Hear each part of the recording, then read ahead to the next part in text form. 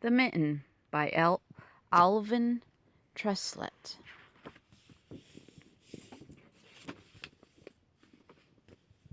The Mitten.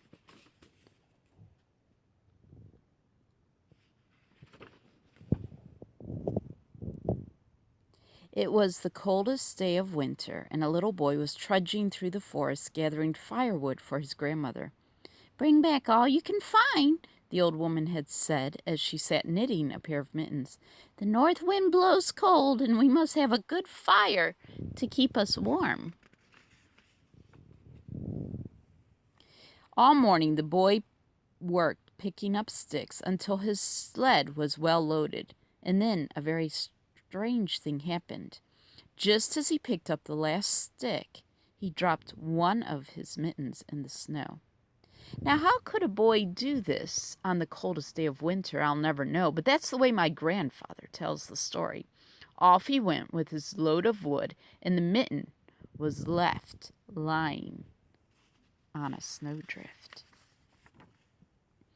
As soon as he was out of sight, a little mouse came scurrying through the woods, and she was very cold.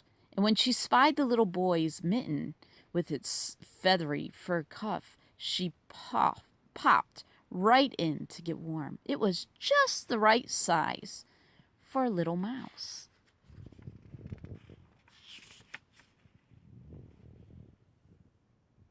Presently, a green frog came hip-hopping over the snow.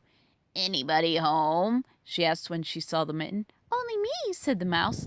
"Coming quickly before you freeze."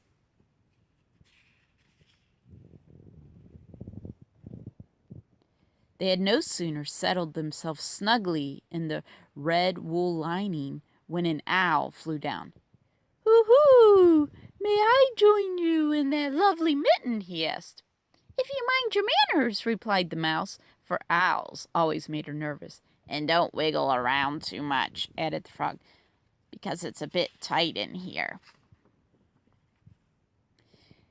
It wasn't long before a rabbit came down the forest path.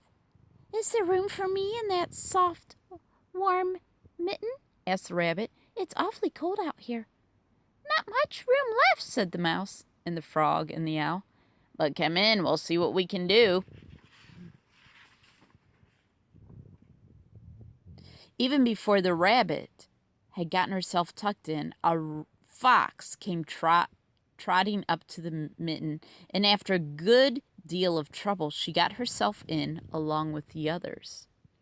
The mouse was beginning to think that maybe she shouldn't have been so generous, but with the bitter wind outside, what else could she do? And now, as if things weren't bad enough, the next visitor was a big gray wolf who wanted to come in. "I don't know how we'll manage it," said the mouse, "but we'll try," and everyone moved around a bit. And finally the wolf was squeezed into the mitten. It was very crowded by now, but at least it was warm. Things had just gotten nicely arranged when the animals heard a great snorting. It was a wild boar, and he was very anxious to get in and out of the wind. "Oh dear," cried the mouse, for the mitten was already beginning to stretch a little. "We don't have any more room." "Oh, be very careful," said the boar, and with that he squinched himself into the mitten along with the mouse and the frog, the owl, the rabbit, the fox, and the wolf. I know this is so because my grandfather told me.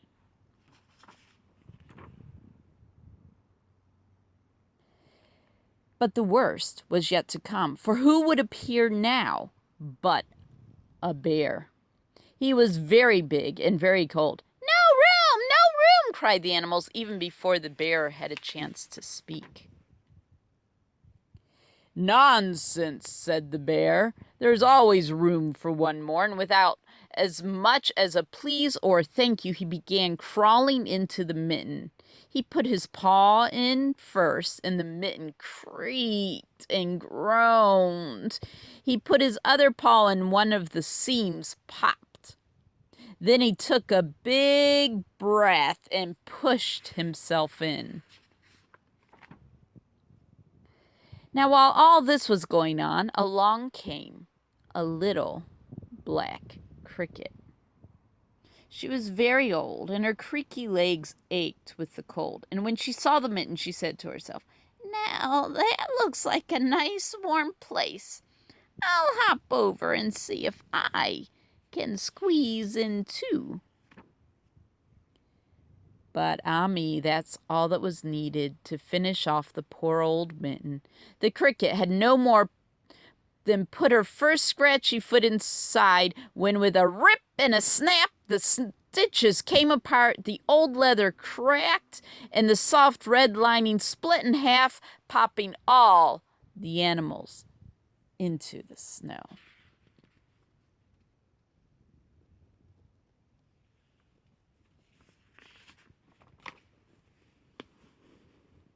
Well, at this very minute, the little boy discovered that he had only one mitten, and so he went back to see where he might have dropped the other one. But all he could find were the ripped apart pieces, and he thought he saw a little mouse scurrying away with a bit of red wool perched on her head. It looked very much like the lining of the thumb of his missing mitten. "Oh, well," said the boy as he snuggled his cold hand inside his coat, "my grandmother will surely have my new mittens finished by now." Then he hurried home with the north wind nipping at his clothes, at his cheeks. And my grandfather says he never did know what really happened to his mitten. And Grandma made some new mittens for him. The end.